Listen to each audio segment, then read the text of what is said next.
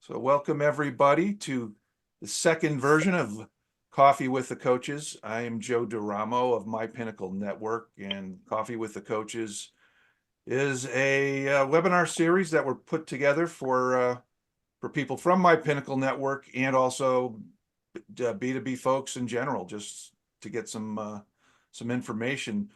It's a free webinar. We're trying to do this quarterly, and our coaches are Ed Grant of the TAB of Nashoba Valley and Lisa Levesque of FocalPoint Coaching. So thank you guys for volunteering to do this.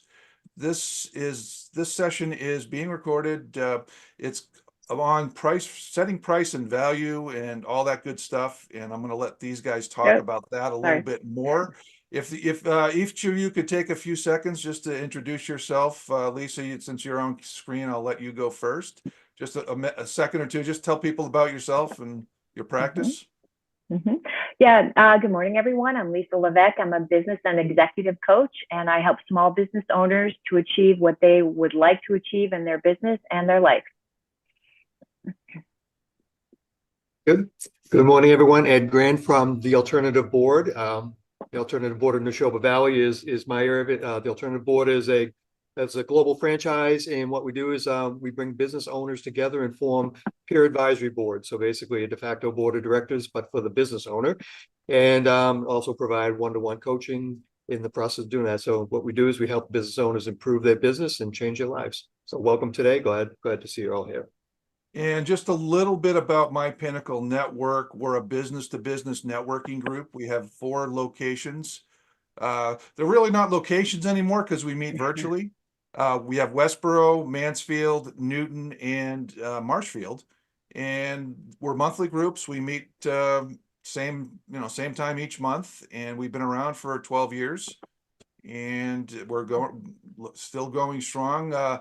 The virtual versus in-person thing is something we've thought about a little bit, but we're going to be virtual going into the new year because it's winter, and my partner Steve Dubin is now joining the meeting as we speak. So probably good timing to get going into this presentation. So I'm going to turn it over to you guys. If you have questions or comments, please put them in the chat. I'll be sort of monitoring that and relaying to the coaches as they do their presentation. And if it doesn't disrupt the presentation, the coaches will probably respond as they see them. But if not, we'll definitely get to them later as we have a Q&A session set for the end of it. So guys, the floor is yours. Good. All right. So real quick, this is what's on tap for today.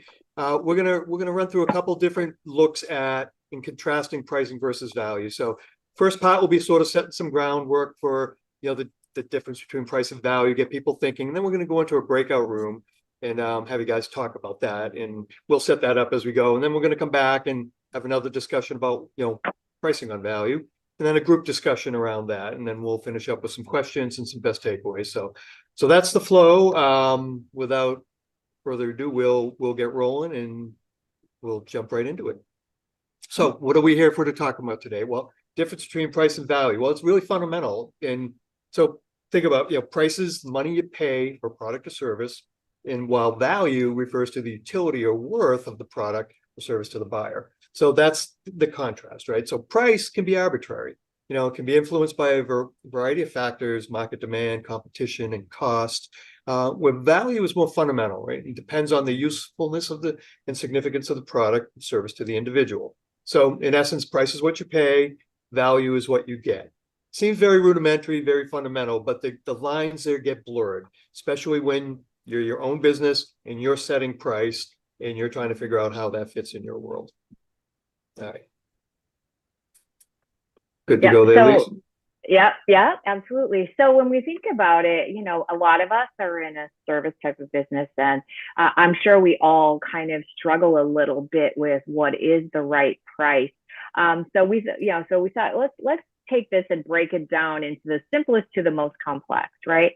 So, what influences pricing? What are some of the factors that influence pricing? Well, it's pretty straightforward. If you're selling a good or a product or a commodity, it's usually offered at cost plus the markup that you would like to make. So if you're selling an apple for $1 and you want a 20% margin, I should say, not markup, you'll have to sell the apple for $1.20 essentially, and that's it.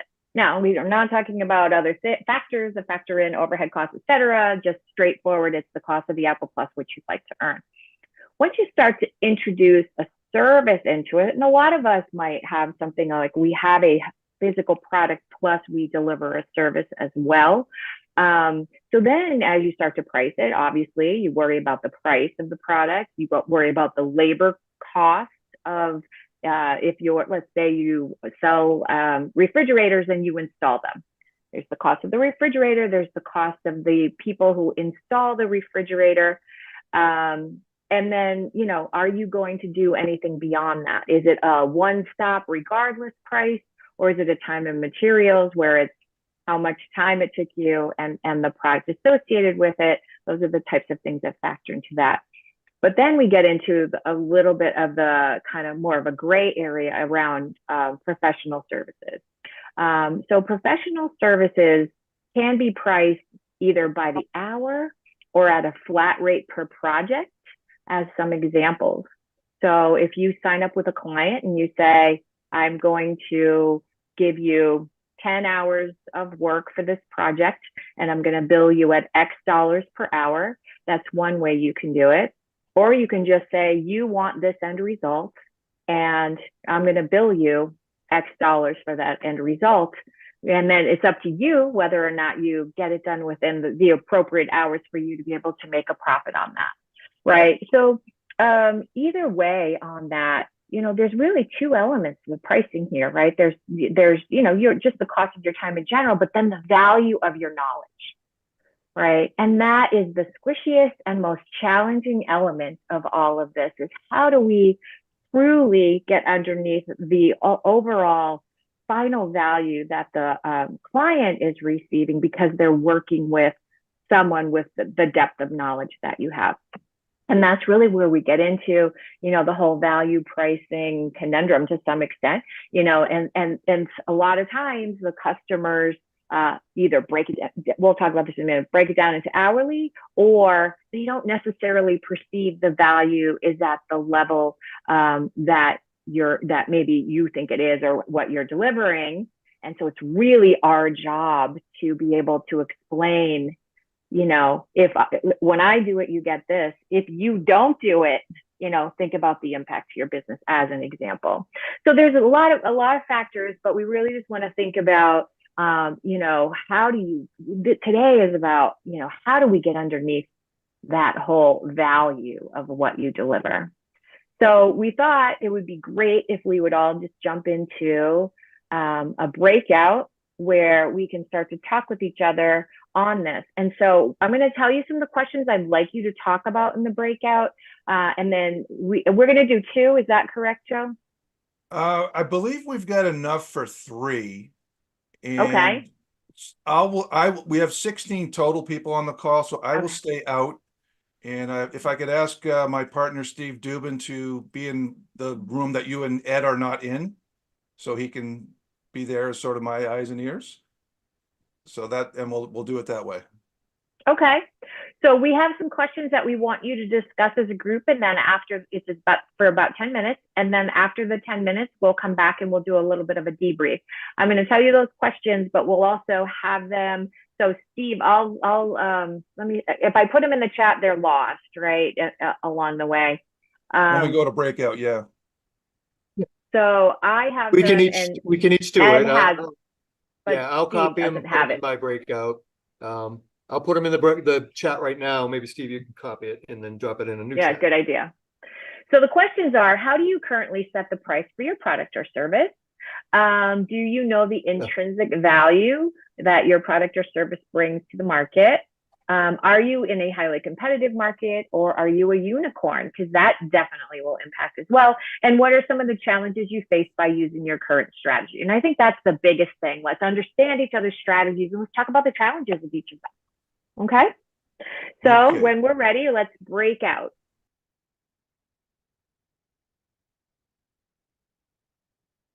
So everybody's muted themselves as they come back in. So Lisa and Ed, if you want to. Yeah. So, all right, Chris, you're there. We had Chris for a moment in our room and then he got pulled away. I hope he landed in a room and was able to contribute. He ended up in our room and he was a wonderful contributor. Awesome. Thank you, Steve. Good, good. Yeah, he just went into the ether real quick mid-sentence. And then we had Sheldon briefly, but he couldn't communicate. So but we're good to go. All right. I gotta let Sheldon back in, and then Yeah, let Sheldon back in. All right. So now that we're back, we're just going to spend a few minutes here, just doing a debrief of it. Now, each room kind of handled their things differently. So I'll let Steve and Lisa, you guys decide how you want to do. I'll hand off to you guys. I got some notes from Maureen and Jim. I can summarize what the conversation was about and then ask them to pitch in. But we're just going to spend a few minutes here to kind of share some of the thoughts that people came up with. And so with that, why don't I set it up? I'll kind of get the ball rolling there. So we had Jim Clinton and Maureen Chacho in the breakout room. Maureen is a web designer. Jim works at a marketing firm. And so in their worlds, different price models. So it was great right off the example. So Maureen's is a project-based pricing scenario. And, and the challenges that Maureen was bringing up were that in her world with web design, she's up against not only other firms that do what she does, but she's up against the do-it-yourselfers. There's a lot of, hey, you can make your own web page. You can, and so that challenge right there puts a strain on the value piece of it. So she is always trying to convince people it's not just a box, right? People like that think, oh, a web page is a box. And well, there's so much more that goes into that web page as far as content and thought and the flow of it. So her challenge is, convincing people through conversation of where that value is, what she brings to the table, and show them that, they don't always know what they know. And Maureen, I don't want to put words in your mouth on this part, but I imagine people go off and try it on the road and then go, that didn't work. And then they come back to Maureen if you want to jump in real quick on that part. Yes. So sometimes it takes them a while to figure that out, but sometimes they hear what goes into it and then they just understand. Yeah. Thanks. In highly competitive markets, the price is always on Maureen's mind, always turning the dials. Jim is a printed collateral is the big thing that they do at the marketing firm with Jim. And so pricing there is on a cost plus margin. And it's a trial and error. So new client comes in, Jim is working with them. He'll do some test balloons with the pricing to see if the markup is acceptable to them. Because like he mentioned to us, you don't know what their prior experience is. So you don't know what their value basis is. So they'll play around with that with a new client. They may discount in the beginning to get them on board, but then over time, as they show the value they bring, they'll find ways to raise that bar and bring the price up through various tools, whether they say the materials have gone up or other things, but they'll get the client more into a better margin position once they've secured and they built the trust.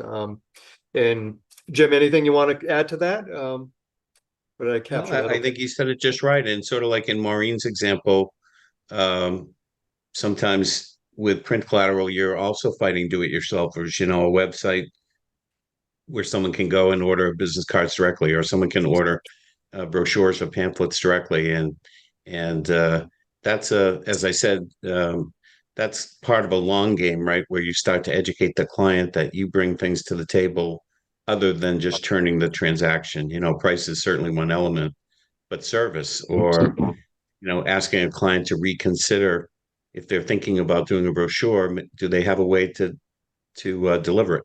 Sometimes they don't. And then maybe you tell them that a postcard campaign might be a better solution for their company. So those are things that just can't be obtained when someone's going on a website for a do-it-yourself print solution.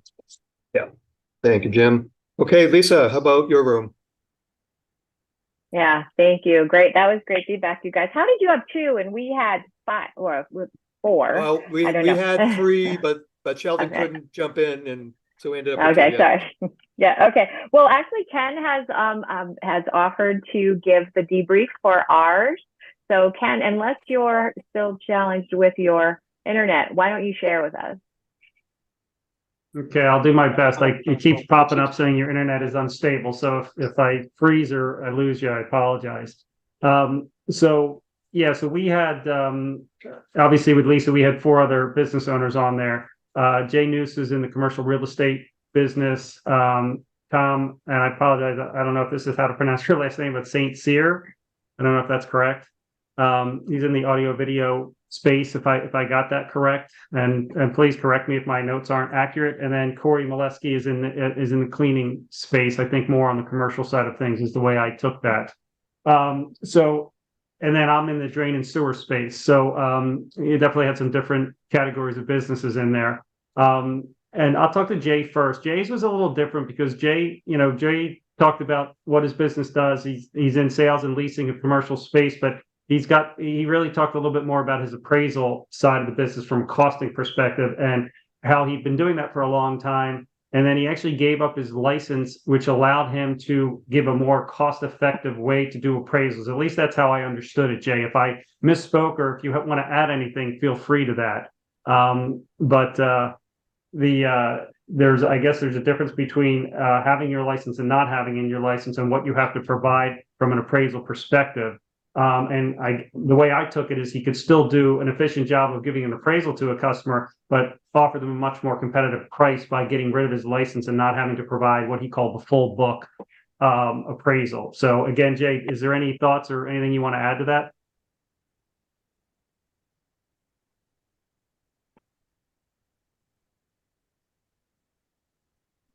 Not sure if Jay's still there. Yeah. I'll move forward.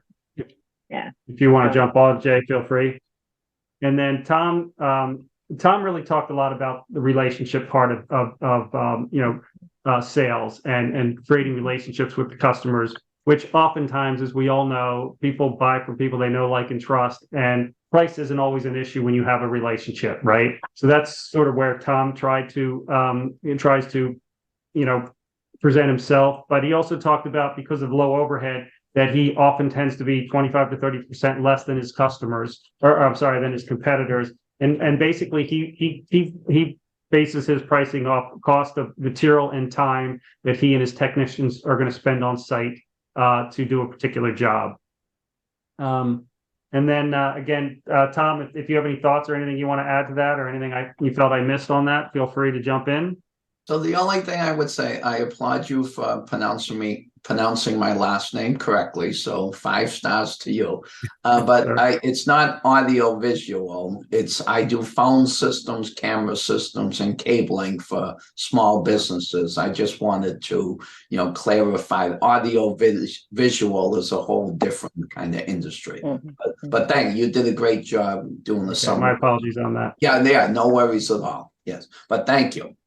Got it. Thanks for clarifying that. And then Corey has a cleaning service, and he basically works time and material or square footage. That's sort of how he presents his pricing model. There's a lot of different factors. There's a lot of competition he mentioned, obviously, in his industry. There's a lot of different types of cleaning, from floors to carpets to walls, I believe it. Even you talked about, Corey. But really his was more of a time and materials kind of approach to pricing, or just looking at the square footage of a building and what he envisions that would take. We talked a little bit about how that sometimes can work and sometimes it can't work. And does he run into challenges where he underprices a job or overprices? Does it balance itself out? And again, Corey, feel free to jump in, but I got the impression that it does tend to balance out. And obviously, I'm sure the longer you do this and the more experience you have in it, the tighter you get on your pricing, and you kind of know what it's going to take to do a job. Any thoughts or comments you want to make around that, Corey? Yeah, no, you nailed that on the head. Yeah. Okay, cool. Thank you. And then, so for my business, there's certainly a lot of competition in the drain and sewer. Most of you probably hear John Sewer on the commercials and radio all the time. He tends to like to advertise a lot. He's certainly one of the big players in our industry. Zoom Drain is a company that's been around 30 years, but they just started franchising about 7 years ago or so. So we're the first franchise in the New England area. And one of the things that I talked about is, from that perspective, we have a good pricing model coming from our corporate offices because they've been doing this a long time. But you also have to tweak it based on the market you're in. Some markets will support a higher price, some a lower price. Everything in Massachusetts tends to support a higher price because everything's more expensive up here in New England. But we do take a look at it. We also try, one of the things that we do believe we offer is a value proposition in terms of how we go about servicing our customers and the way we take care of our customers in the process. And we do think we differentiate ourselves that way. We do feel that adds to a stronger price value. But we also look at our competition, and and there are some out there that are just, they offer we'll come in and clear your line for $89. And then they get you in the door, and then all of a sudden they have all these add-ons. We don't want to do that business model. We provide a kind of a straightforward price that we offer. We could discount it depending on the situation, but we really sort of stand behind the value that we're bringing and the professionalism we bring. And we sometimes lose jobs because of that, but more often than not, we find we get really strong reviews because we do a good job and we do it the right way. Lisa, if you want to add anything, feel free. Oh no, where am I? I'm muted. Sorry, guys. We can hear you. I can hear you. Was I muted? Oh, Yeah, okay. I no. thought I was muted, so I'm trying to find myself. I apologize. No, I think you did a great job. Thank you for sharing that, Ken. You're welcome. Thank you. All right, Steve. Okay, real brief. Chris Bond, who is a business broker, although that may be a limited version of what he does, is looking at raising prices for the first time in a decade, and talked a little bit about that he was coaxed by colleagues to do that. And then Carolyn Ross, who has an HR consultancy, talked about raising her prices even after a first year of business, and considering grandfathering in existing clients and maybe adding that increase to only new ones. And she talked a little bit about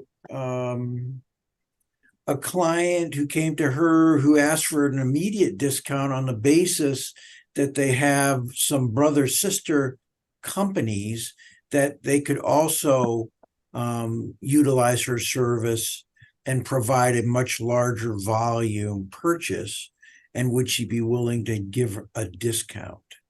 And we talked a little bit about those things.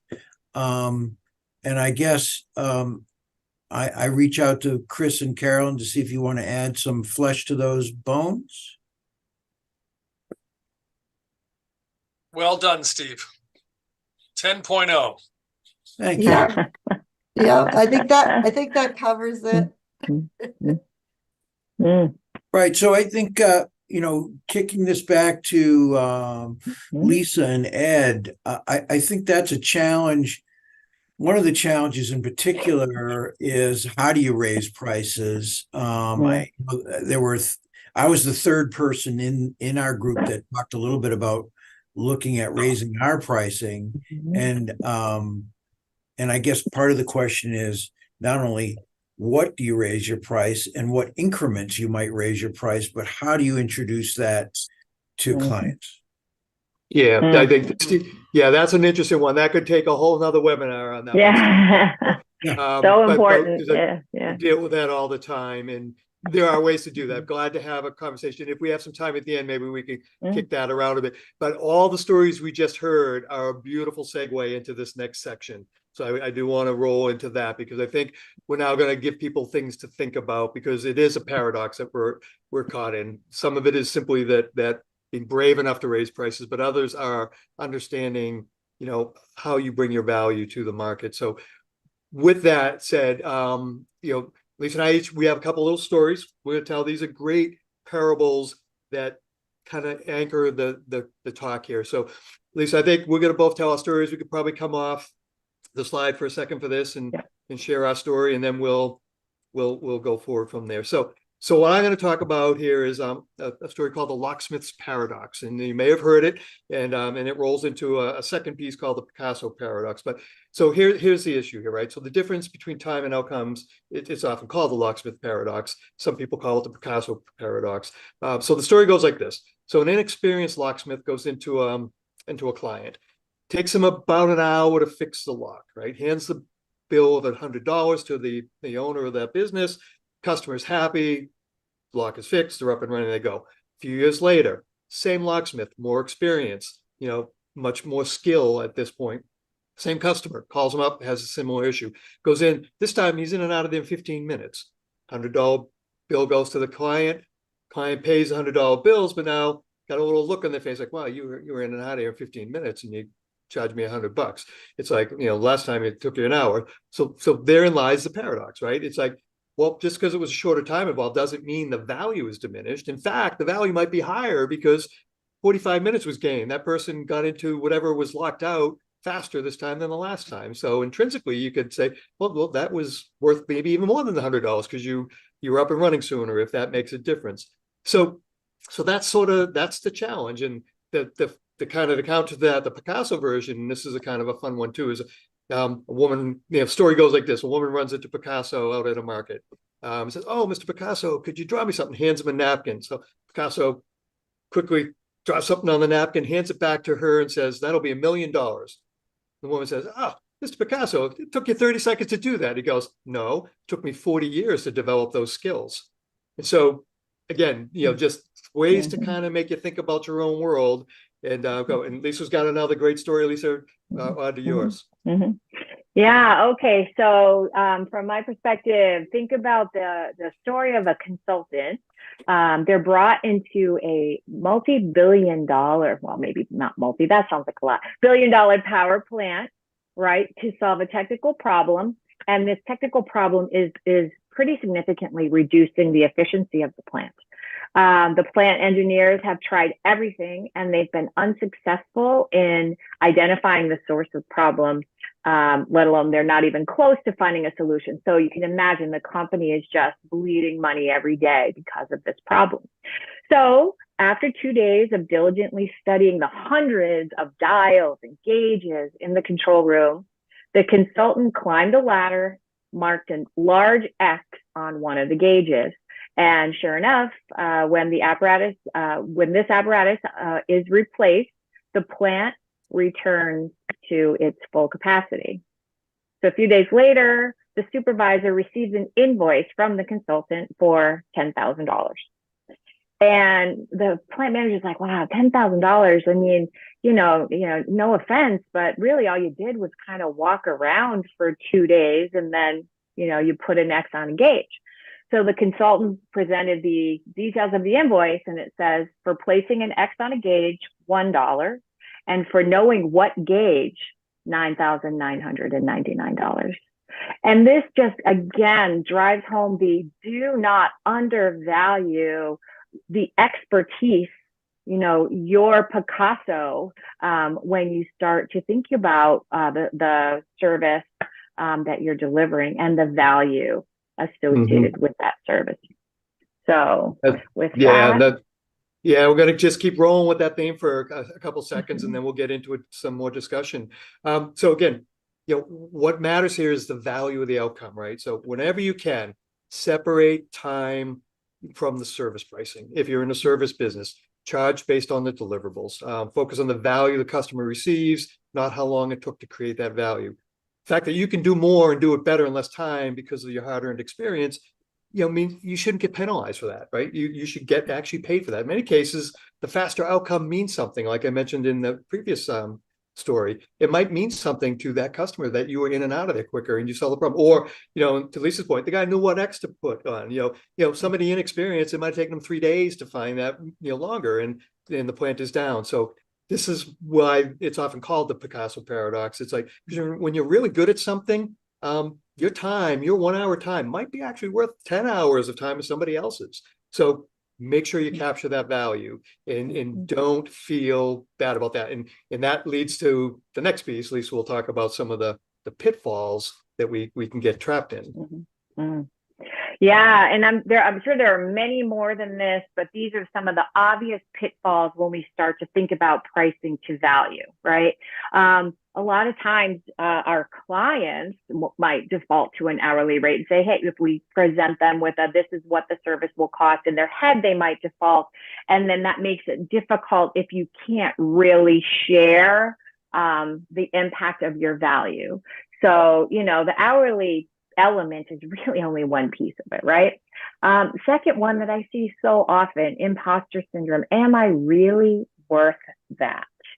And, it takes some time. I, again, talked it through with so many people. It takes some time to be able to overcome it. But again, sometimes value is in the eye of the beholder, but at the end of the day, look at what you're delivering, other people who are delivering it, and just, you have to believe in yourself and your expertise. It's such an important element. And then finally, do you actually undervalue that expertise? Right? A lot of times people will say, yeah, I really understand this. I'm really good at it. And then their mind, because they're so good at it, they just kind of assume everyone else gets it the way they do. So why is someone willing to pay me when, to me, it's so obvious or simple? And that, that's kind of a relative of the imposter syndrome, but really thinking about, what's holding you back from pricing at the true value of what you're delivering. So these were some of those things, but we'd love to hear from you guys about maybe some other things that you might either personally experience or have noticed from trying to price at value. So love to open it up for everyone to just share on that. And you can also pop your question into the chat if you'd like to coach it. You prefer to do it that way, or if you want to just chime in, feel free. We'll kind of have Yeah, you can raise your virtual hand, or we hand. have fun with this. We'll go around and ask you. Yeah, even better. So this is Jim. One of the I'll things jump in if I can. Go ahead, Jim. Go ahead.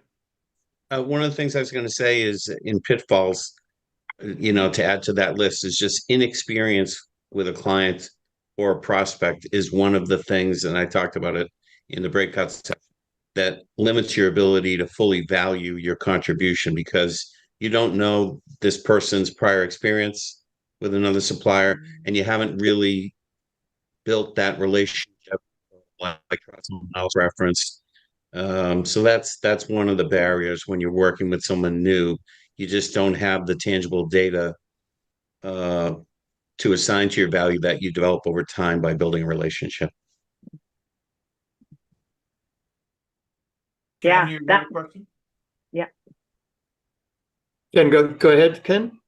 Sure. I just have a couple of thoughts. These are sort of more experiences that we focus or we deal with. We deal with some third-party companies that work with large corporations. So we'll get job opportunities from them. We'll go in and do it, and one of the companies in particular basis is on an hourly rate, and you almost have to accept this hourly rate that they're willing to charge, and the hourly rates are insanely low.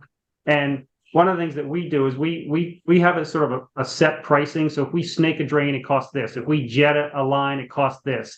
And then it might take us a half hour, it might take us 3 hours, but we'll go in there. This is our price for this service. And if it takes us a half hour, 45 minutes, and they're saying, okay, you accepted a job at $46 an hour, $56 an hour, whatever that hourly rate is. We're like, well, how can you charge us $875 to jet the line when it only took you 45 minutes or an hour? We should be paying you, whatever. And we always sort of fight that battle because the value is you've got a store whose bathrooms are down. Your customers can't go in and use the bathrooms. We're coming in there. We get this thing taken care of, and we get it done quickly. And there's value to that, right? But they're saying, you're only at $60 an hour, and it only took you an hour and a half. So that means we should pay you $75 for what is an $875 service, right? So we tough place to quite a bit, and we always have to get approval up front before we do any work. This is going to be our charge, and this is what it is. Okay, and so we do that. The other thing that I battle with sometimes is our techs. You talk about, do you feel you're worth it? All that. So I had a tech call me last night. He's like, "Hey Ken," he's like, "I just cleared this guy's doing. I had to jet it for him, but I ran out of water at the end of our jetter. We just, it only holds so much water." I said, "Did you clear the line?" He says, "Yeah, I cleared the line." But he's like, I probably would have been a little farther if I had more water. I said, "Is the line clear?" And he said, "Yeah." I said, "Well, then charge him what we charge to clear his line with the jetter." Like, I said, if we ran out of water and we didn't clear the line, then I would say, okay, we didn't do our job, but we did our job. So, but so often you Yeah. wouldn't believe how many times my tech calls me and say, should I give him a discount on this? Should I give him a discount on this? I'm like, why? We're doing our job. Yeah. This is what we do. Yeah. So that's a challenge sometimes, because your techs have to, and I talk to them about this all the time. Listen, what we offer is value to the customer. Our prices are fair. We offer a very professional service. So don't try to discount it every time you go out there because you feel like you're charging too much. So that's a battle I fight internally with my one tech in particular that's always trying to discount our prices. I'd rather that's- fight the battle internally with my tech than my clients. So you can win that battle a lot easier with your tech. So good for you, Ken. That Yeah, stick to- 100%. I love that story. It's the value because you got them up and running, and that's invaluable, to them. Yeah. So I love that story. Carolyn, looks like you're up next. What do you got for us? Yeah, I was just gonna say, I've struggled with moving away from hourly charges for two reasons. Yeah, I do HR consulting. A lot of my clients need a handbook or they need their existing handbook updated. And that can take me anywhere from 3 hours to 30 hours, depending on what they have, what they need, how out of date it is, etc. So sometimes I'll have prospective clients, I'll be talking to them and they'll say, well, what's it going to cost me to update my handbook? And I'll say, I don't know. I haven't seen it. And it gets tricky. I mean, I could charge a flat rate and not nearly cover myself sometimes, and other times it might be more than enough. And then, what good is that to them if I'm charging them, what would have been 10 hours and it really only took 3, and yet they're paying for 10. So that's been a challenge. I did try to move some clients over to a monthly retainer. A lot of my competitors do that and they charge very high monthly rates. But there again, I find that it varies quite a bit how much each client needs my help month to month. And the one client that did switch over, some months I really feel like I'm robbing them blind because we never really exceed that amount, and it's a pretty low amount compared to what my competitors charge. So it's been an interesting challenge. You have the classic, it's not necessarily the imposter syndrome there, but you're questioning, the value you're bringing in those cases. I guess in the case of the hourly one and not knowing how much time it takes, the key I'll say there, I think as you go deeper and longer, I know you're new in your business, as you go longer, you're going to have a much more solid feel on how long it takes to do. You're going to gauge something. You're going to look at the scope of the work and be able to price that better. I think that's going to happen over time. In the meantime, if you're happy with the hourly wage you're charging, and that is creating value for you, and your client's not complaining about it, and it's open-ended, well, then that works. You've got to feel comfortable with it. But what I would say on the hourly one is just make sure you're not feeling guilty, like, well, gee, I really should be charging $200 an hour, but I feel like that could add up to a lot, so I'm going to drop it to 100. Just be careful you don't, fall into that trap yourself. Make sure that hourly wage is paying for your experience and your expertise. Makes sense. Thanks. Maureen. So I wanted to hop in because I kind of get where Carolyn's coming from in terms of it could take 3 hours, it could take 30 hours, because that is my world. Usually more like 30 than 3, but sometimes it could take way more than 30.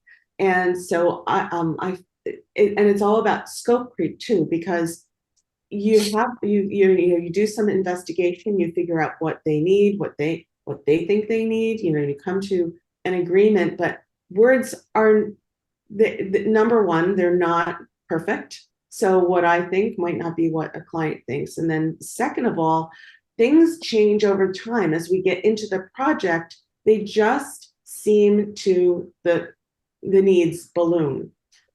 So what I have found, either fight the constant scope creep battle, what I found is spending a lot more time in discovery can help that. Can't eliminate it completely. And then the more things I accumulate over time of like, and not this, and not this, and not this, but the best way to say that, figuring that out. So Carolyn, I hear your pain in terms of you don't know what's ahead. How can you do a pricing, one price for what you don't know what's ahead? Exactly. Even when I look at the handbook, often, we'll be halfway through it. They want to add 7 new policies or 3 new states that they now have employees in or whatever. And that is very time intensive. I think we have time for one more question. I see Jim has got his hand up. So Jim. Sorry, I was on mute there. Yeah, I just want to say in response to Carolyn's comment, maybe consider taking a page out of the handbook of a plumber or an electrician on that project that says, I got to charge you $200 to come and evaluate your situation. And if you want me to update the handbook, then that $200 fee is going to go towards the overall cost. But I've run into that sometimes with an electrician who says I've got to, or an appliance repairman, I've got to come out and charge $85 for the visit. And then depending on what the scope of the work is, once I'm there, there'll be some other, there'll be a larger charge if you want me to do the repair. I don't know if that would work in your business. It might. It's something to definitely consider. Thank you. Mhm. All right, and then speaking of Excellent. thank you to everybody for attending here. We're 9:57, so we'll wrap. Well, Joe, if we ahead. could, I'd like to, Joe, real quick, I want to go around and get a best takeaway from everybody real fast Okay. around the horn. And I'll call them out because I can see everybody. Maureen, real quick, best takeaway from today's session with us. Oh, I think we're all struggling with the same thing. It's common. Yep. Very good. Jim, how about you? The idea that sort of changing incrementally as you get to know a client or a customer is probably the best chance to get better pricing towards value. Very good. Chris, what about you? Charging more when it takes less time because you just gave them time back. Love that. Excellent. And Ken? I don't see Ken on camera, but there he comes. Best Yeah, takeaway sorry, for you? I had to take a phone call. I apologize. Yeah, what was your real quick, your best takeaway from today's session for you? Oh, well, I guess for me, it's really about that we all have different businesses, but we all are dealing with similar challenges, right? And I think it is challenging to determine the price and the value that you offer, and how that compares against your competitors. Mm-hmm. Very good. All right, we're going to move on to keep. Confident that what you're doing and the price you're offering, the service is really where. Thank sorry, you, Ken. am I breaking up? Yeah, we're going to move on because we want to keep rolling it. Carolyn, we'll go to you next. No worries. Sorry about that. Okay. That's fine. I think to give more thought and consideration to the level of the value of expertise is very important. With a law degree and 26 years of experience, thinking about what does that bring to the table, that's really a differentiator too. So there you go. All right, Tom, how about you? Similar to what was just said. That's, my tech and I have over 50 years of experience, and many times we're finding that X to fix the problem, but yet we don't charge at the $10,000. We're charging a fair price, and we absolutely, again, find the X and fix things and do it in less time. But I don't always, price according to that significant value. That's this fair. is great. Thank you. Yeah. You're welcome. Corey, how about you? Yeah, just reaffirming my belief that charge a good price for a great service. Pretty much same idea everyone else has too. Yeah. Awesome. And Art? I think I need to echo just what Corey just said. Deliver it to the max, and don't be afraid to charge, and have your customers see great value for it. Awesome. Thank you. Okay, very good. All right, Joe. Now you can bring us in. All right, thank you, our coaches. Do we want to tee up our next one? Oh, yeah. Good point. Hey guys, Go ahead, so Liz. hopefully you'll join us next quarter. We're doing this quarterly, and the topic will be around the customer experience and the importance of creating advocates for your business. So hopefully you'll join us. and we'll all learn from each other again. Thanks, everyone.